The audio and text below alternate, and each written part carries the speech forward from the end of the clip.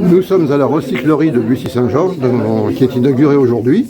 Et comme vous pouvez le voir après la petite vidéo qui a précédé mon intervention, eh bien, les objets sont très variés et les rayons sont déjà bien fournis. Alors évidemment, nous en saurons plus tout à l'heure au fur et à mesure de la visite, mais d'ores et déjà, sachez que vous pouvez venir déposer ici des objets et que ce n'est pas une déchetterie mais une recyclerie.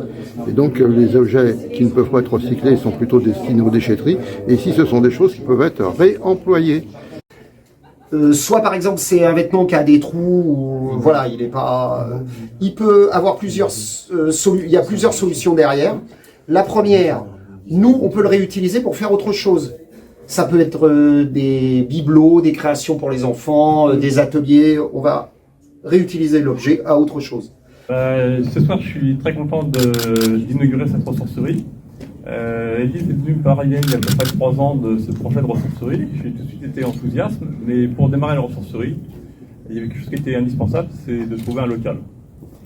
Impossible de louer un local, ça coûte très cher de louer un local dans les environs.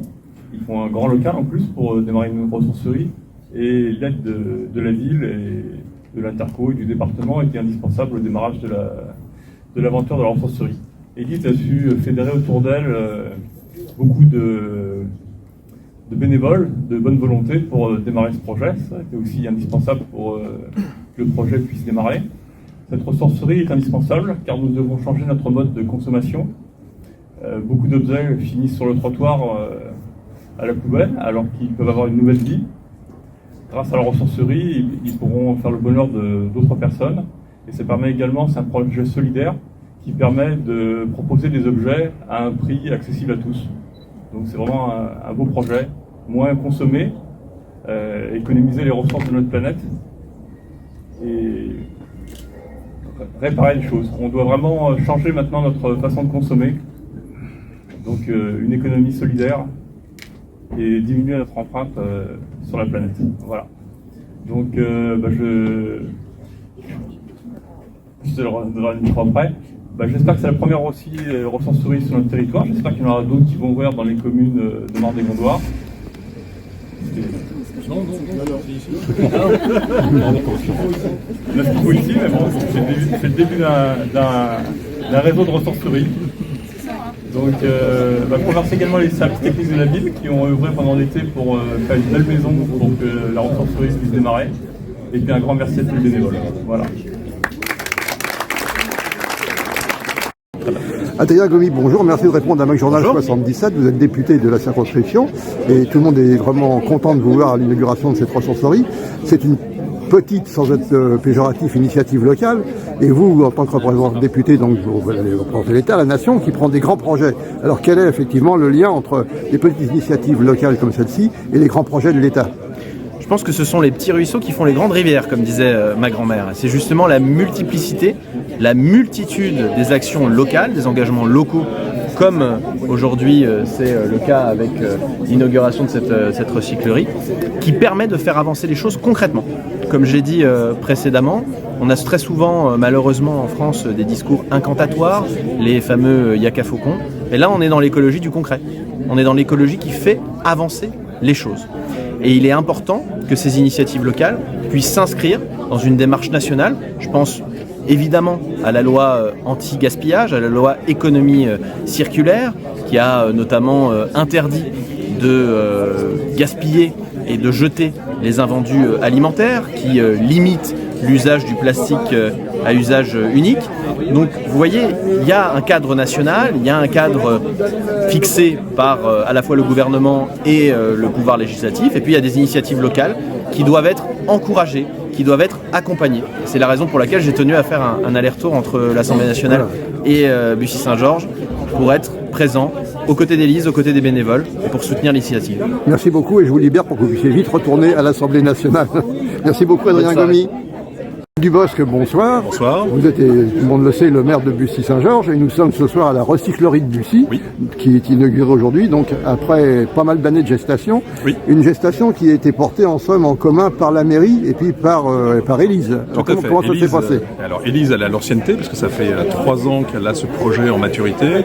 Et puis, c'est vrai qu'effectivement, au sortir du Covid, et notamment sur les appels aux dons à l'Ukraine, on a dit la municipalité va se mobiliser également dessus. Donc, plutôt que d'avoir deux projets différents, on a trouvé intelligent de pouvoir travailler ensemble et c'est ce qui s'est passé. Donc Élise a pris la tête du projet bien évidemment et puis elle a eu l'aide, le support de la collectivité qui lui a trouvé donc un local, le bâtiment qui est juste derrière et qui a permis effectivement de commencer vraiment à structurer la recyclerie ou ressourcerie de Bussy-Saint-Georges qui avant était hébergée de façon temporaire au Bellagio, à l'hôtel Bellagio. D'accord, et donc là nous sommes dans un bâtiment qui était avant une crèche municipale, c'est ça? Exactement, donc c'est un bâtiment municipal qui était une crèche et puis la crèche aujourd'hui elle a fermé, elle s'est diffusée dans les autres structures de la ville et on s'est dit bah voilà ce bâtiment étant vide, eh bien l'occasion c'est de pouvoir accueillir quelque chose qui relève aussi du service public qui s'appelle la ressourcerie. Donc voilà. On a proposé à Élise si elle était intéressée de venir voir ici et bien évidemment elle a saisi l'occasion.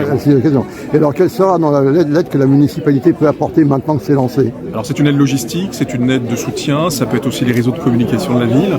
C'est vraiment multiforme, c'est-à-dire qu'on va analyser les besoins d'Élise, les besoins de la ressourcerie, et ensuite on va les analyser, et dans la mesure du possible, on va l'accompagner. Bon. Elle a cette garantie que, bien évidemment, nous aurons un regard bienveillant sur son activité. D'accord. Alors, une petite question un peu piège. Souvent, on dit que les plus mauvais élèves, ce sont les mairies et les collectivités. Alors, est-ce qu'à la mairie, on récupère les papiers? Est-ce qu'on fait Oui, on récupère, on fait du tri sélectif aussi. Et je pense qu'on peut aller encore plus loin. Et on a aussi l'intention de pouvoir être aidé. Parce que Élise, elle a fédéré autour d'elle beaucoup d'associations, comme l'association Zéro Déchet, par exemple, avec qui nous travaillons à l'échelle de la ville. Par exemple, sur la mise en place de poubelles dans des endroits un peu plus stratégiques, d'avoir aussi de la pédagogie envers les enfants. Donc la ressourcerie pourra aussi participer de cela, c'est-à-dire aller dans les écoles et expliquer le pourquoi du comment de la recyclerie, de la ressourcerie. Voilà. Comment on peut faire vivre plusieurs objets avec plusieurs vies. Voilà. Il ne reste plus qu'à souhaiter que ça soit bientôt trop petit vu le succès. Alors, après on verra, peut-être qu'on trouvera d'autres locaux, mais voilà, au moins on commence, on est dans un quartier en plus assez sympathique, où on a la possibilité d'avoir de l'espace en extérieur et en intérieur, donc c'est un bon départ, et puis on fera évoluer par la suite. C'est un bon départ, et l'arrivée est lointaine, mais ce sera bien. Exactement, mais je pense que c'est d'autant plus nécessaire que ça ne s'arrêtera pas, on aura toujours besoin. Merci beaucoup Yann Dubos. Merci à vous. Élise, bonsoir. Merci d'accorder un peu de la voix qui vous reste à MacJournal 77 parce que vous avez été beaucoup sollicité, vous avez beaucoup parlé. Donc vous êtes la présidente fondatrice de la recyclerie de Bussy. Oui, tout à fait. Alors pour vous en fait, le recyclage, la récupération, l'écologie, c'est une seconde nature. Seconde nature, je ne sais pas, mais en tout cas c'est du concret et ça fait partie de ma vie quotidienne, ça c'est sûr. D'accord, alors on a eu beaucoup d'explications sur ce sujet, mais alors pratiquement pour le public maintenant, quelqu'un qui a quelque chose à vous apporter, comment il fait? Que l'on vienne à la recyclerie de Bussy pour apporter un objet ou pour acheter un objet, c'est les mêmes jours, c'est le mercredi et le samedi, tous les mercredis et tous les samedis de 10h à 18h. Sauf pendant les vacances scolaires. Nous sommes des bénévoles et on a aussi droit aux vacances. Droit à la vie de famille. Alors, ce qu'il faut préciser, je crois, c'est que les objets, on vous les donne, mais vous les revendez.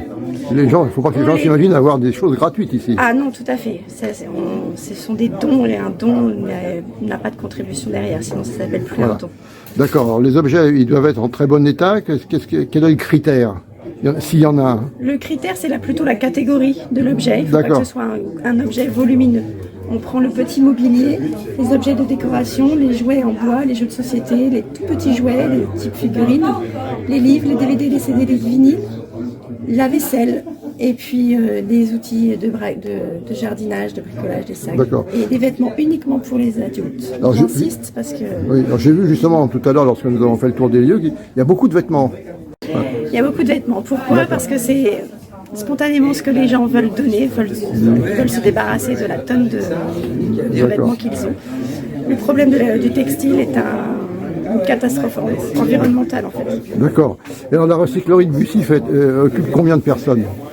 On est une trentaine de bénévoles aujourd'hui. Une trentaine de bénévoles? J'espère qu'on va grossir, parce qu'il faut un roulement, donc il faut être nombreux.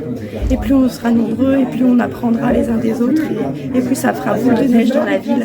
Et moi, si j'ai un vœu, c'est qu'il y ait plus de ressourceries et de recycleries dans les alentours. D'accord.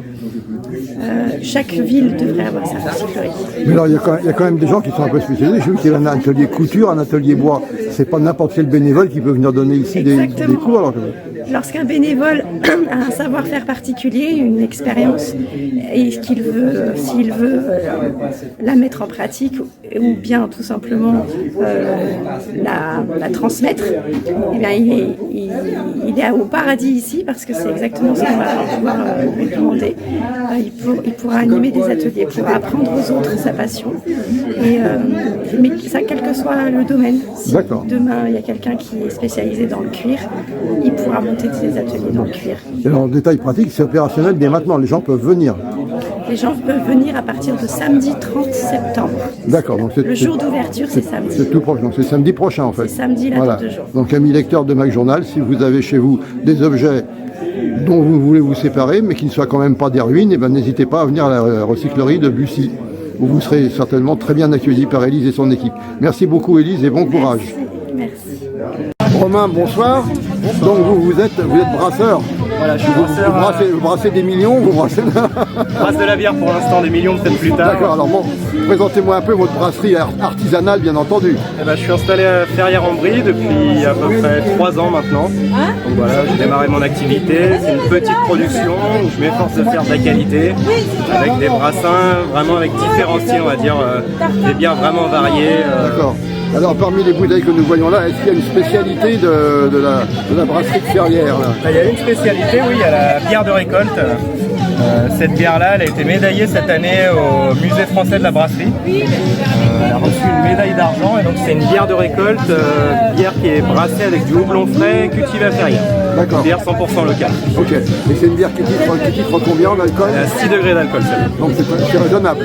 C'est raisonnable, c'est la moyenne pour une bière blonde, on est entre 5 et 6 degrés en général. On peut en prendre une avant de monter en voiture. Bien sûr, ouais. D'accord. En prenez qu'une, ça va. Eh bien félicitations et merci beaucoup. Merci à vous.